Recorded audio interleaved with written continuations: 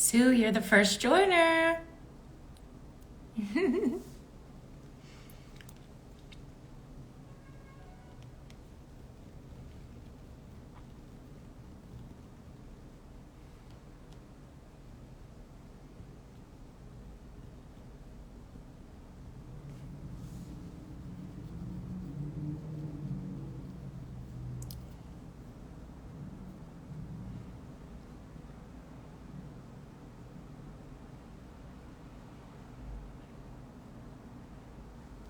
Hello, Emma.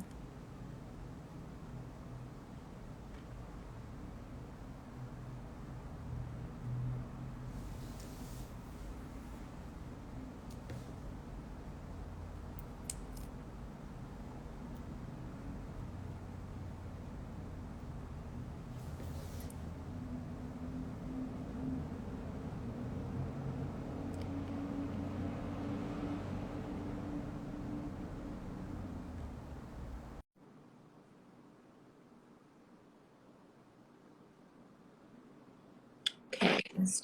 Come on, Blue. Come on, Blue. I found a blue LA shirt. Well, how fitting is that? I've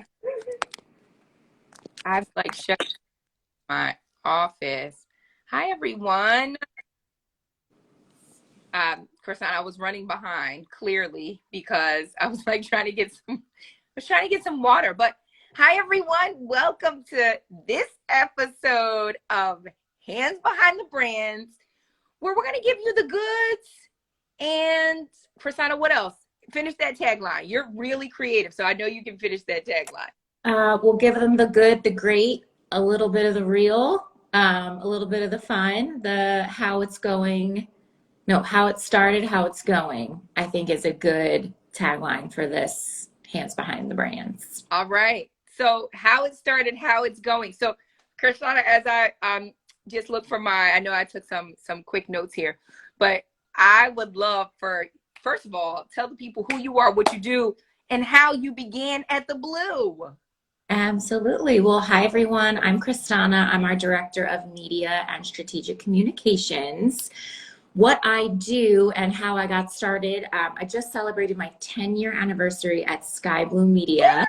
And so Skai Blue Media started in 2011 officially, and I started in 2012 as an intern and have worked on all of our projects, getting started in the Philly office through to our showroom and all of our fun event days back in Midtown Village, to growing and expanding all the way 10 years later now. I'm officially based in the West Coast to be one of the team leaders for our Skai Blue West initiative, which we will be rolling out and introducing to you all super soon and partially now on this live. Right. So, Christanna, that's so exciting. You know, the fact that you've been here for a decade, and just so y'all know, like from a founder standpoint, that is major when you have team members that, you know, can continue on the journey with you, begin on the journey with you. And so a little bit of the story behind the glory, you know, Christanna, I'd love for you to, you know, expound on the story behind the glory. You were, you know, working as an intern, talk about some of the projects you were working on. We have so many funny stories, y'all, and we're only going to be on here for about 10 or 15 minutes. We honestly could be on here for hours talking about the hiccups, hurdles, and all of the things that you encounter. And as someone who's been there from the beginning, getting first-hand experience of those things and being able to be a part of the major growth that Skai Blue Media is. And growth is in, you know, the proof is in the pudding, as the people like to say. And Christanna is right in the Skai Blue Media apartment in Los Angeles. It was a vision, it was a dream, and now it is happening. Talk to the people a little bit about the story behind the glory. Absolutely. Well, I always laugh because there's a handful of us that have all of the origin stories, and I feel like we tell them and we tell them, and at this point I'm like, I think people that even weren't even there are able to tell them or be like, oh, I remember that. And we were like, well, you weren't there, you just remember us telling you about it. But the stories are endless. But I will say, when I when I first started as an intern, it was during the recession and I was really looking for an opportunity, and Skai Blue Media gave me one with absolutely no experience, just hunger and tenacity and wanting to work and learn. And back in 2011, it was before influencers. It was kind of when influencing was even beginning. It was when video was really taking off. And so we were really trying to shift from getting our clients just traditional press opportunities to making video content. I remember we had it was big for me back then, maybe not considered big now, but we had like a Mac station and we had a video editor full time. Shout out Ryan, who just celebrated his birthday. And we had a showroom upstairs. We were working with a lot of local Philadelphia artists and artisans and fashion designers and other fellow small businesses, which gave us such an invaluable learning experience to be able to work on projects that you can't go to school to learn for, or other agencies just weren't doing, or other agencies weren't even taking on teams because they were downsizing, or it was, the middle of the recession. So we really grew. When you look back and you think about what we were doing in, the early days, it was big work. Now it's just has scaled. So back then we may have been working with a local fashion brand, but we were still doing desk sides at Vogue. And we were so, I use the word tenacity again, but we were so fortunate to be able to be working with these people that we wanted to be able to get their stories told on a national landscape. So we never kept our focus just local. We always kept our eye on what the whole world was doing. And so it took us to working with clients like Dell and Forbes and doing their whole Under 30 Summit. We started an Editors Who Rock series, and we were going to New York and having dinners with all of the editors at the big publications.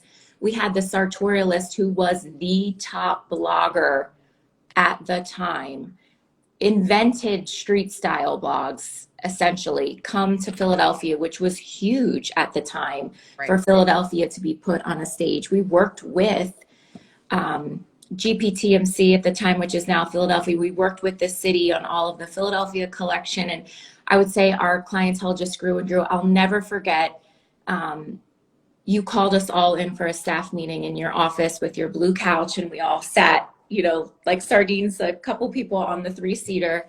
And you said, hey, Dell wants to do something to launch their XPSs and they want to focus on women. What can we do? And I remember thinking, like, I just saw this movie with Sarah Jessica Parker, and it was like, how does she do it?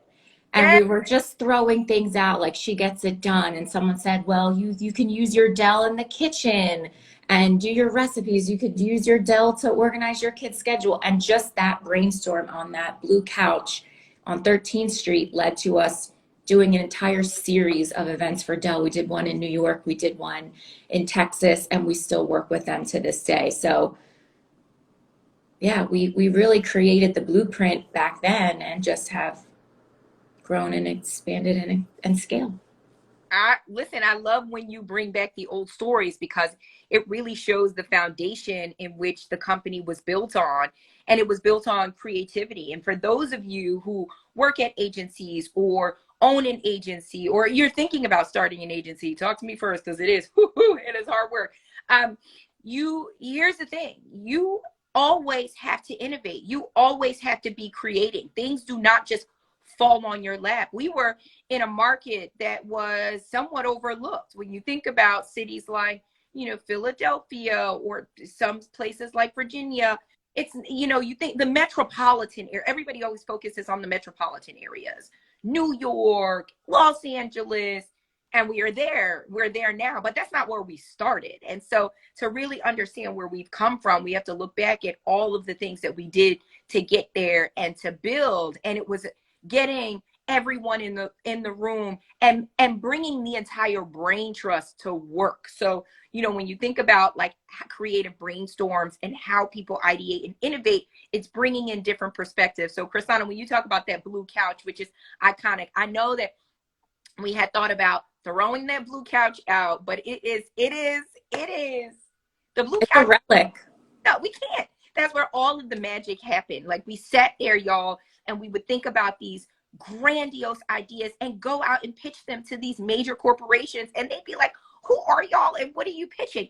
And they would award us these accounts that no one else was getting awarded because we were bringing our entire brains to work. We were creating and we were imagining a world in which, you know, it was like, this is what we want to do. That's how Skai Blue Media was built. It was like, not, okay, here are the people that want to work with us, but more so like, who do we want to work with? How do we change the world?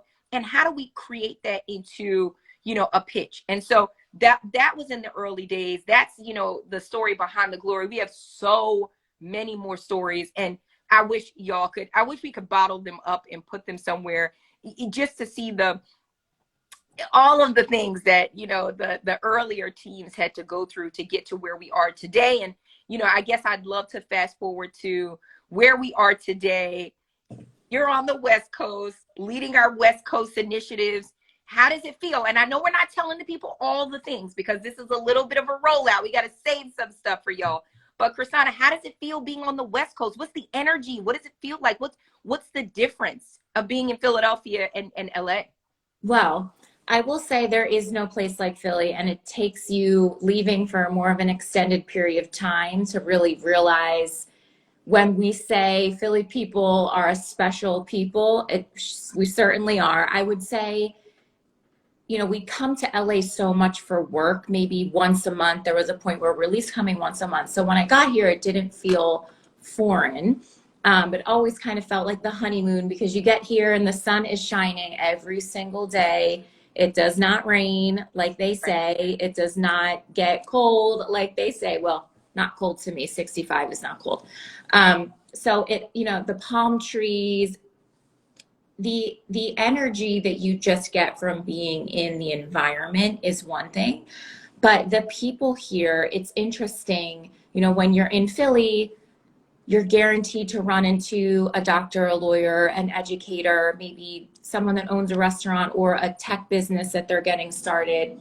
Here, you know, my 1 degree of separation are Netflix writers and producers and actors and actresses and people that are working high up at Amazon and Spotify. And so when we think about connecting our, you know, our clients and where we come from and our roots to where the industry is, you know, it really is here for those industries. And so we bring a unique value out here that other traditional red carpet premiere publicists aren't doing, or creatives or branding experts.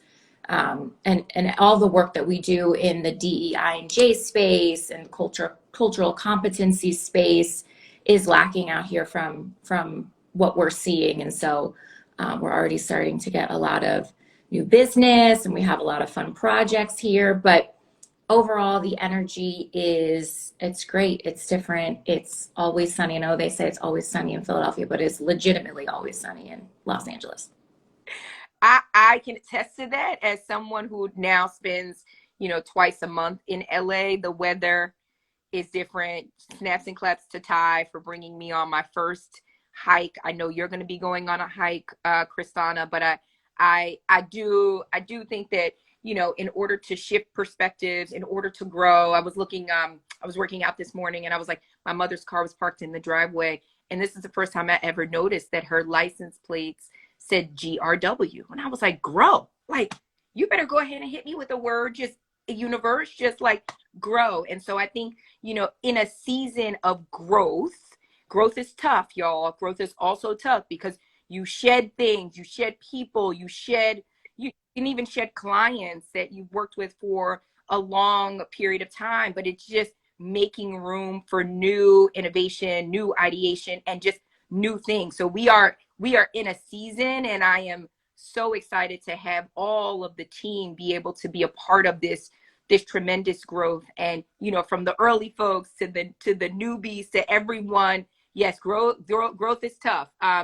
It is very uncomfortable, but we'll talk more. That should be an entire Hands Behind the Brand, like just to talk about growth. But Christanna, I did want you to leave the people with anything that they can anticipate in Q4 of this year that might have the West Coast vibe to it? Yes, absolutely. So we are soon to be working with when you talk about the foundation, when you talk about the history, we are soon to be working with a really amazing entertainment brand that's based out here that will have us hitting the road, I'm sure. We have a really amazing documentary series that we are working on with another really big media and entertainment conglomerate. And we will be doing some premieres and dinners across the country with them. And I'm just really excited to be here with some of the clients that are actually based here. And so we have been working with West Coast based businesses, brands, and people for years now. Now that we are out of the pandemic and are able to be returning in person, for those Oscars parties, for those Grammys red carpets, and all of the award shows and luncheons and dinners and everything that was happening out here. Now, I'm excited to actually be here full time, be able to join all of those things and go to all those things and just meet people. We're thinking of doing really cool meetup series with our friends over at a couple of the big agencies. We're going to have a welcome to the West Coast little party situation coming up. So yeah, just really excited to continue to expand and grow, but also to just work more closely with the clients we've been working with that are based out here. Yeah, and I do want to underscore that just so that people are clear. When the agency was started, we started in the city of Philadelphia, but we, in speaking on growth, we quickly grew after 3 years and started working at a national level. And we were deemed a Gazelle agency by the Obama White House, and a national agency based in Philadelphia. So the way that I, described it is essentially how people knew who we were. They knew that we were a national agency. We had clients global. We were working with global technology companies, global companies, and we happen to have an office in Philadelphia. So we keep our office in Philadelphia. It still has that blue sofa. We have an office in, our team in New York works out of Soho Works. And now we have our whole situation out in LA. And I want to go back through some of these comments. Ashley Coleman said, I know all the good hike spots down if ever you want to go. Ashley, let's do it. Let's walk it like we talk it. Send us a DM. We're ready to go.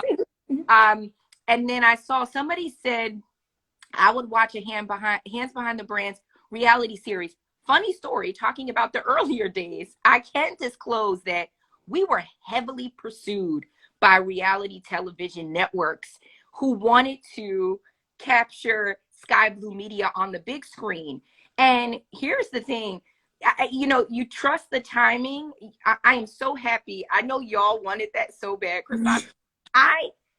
I'm so happy that we did not get involved in that entanglement, because it was a major network, and what they wanted to see was just sort of like us, sort of crashing into one another all of the time. But we do these lives because the networks, just so y'all know, the networks have aggressively pursued Skai Blue Media for a television show, to see behind the hood, see underneath the hood, to see behind the curtain, behind the scenes of like how we do what we do. But guess what?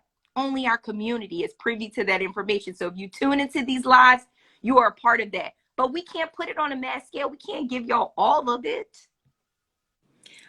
Yes, I will never forget that. And I will just say, the way that you think reality TV is casted and produced is the way reality TV is casted and produced. It was hilarious. I think everyone on the team did a big round of interviews. They were pairing people with people.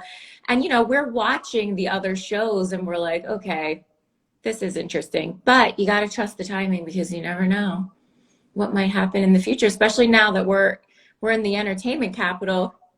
You never know. I feel like we do some things at Skai Blue Media. We like manifest without manifesting, if you all know what that means.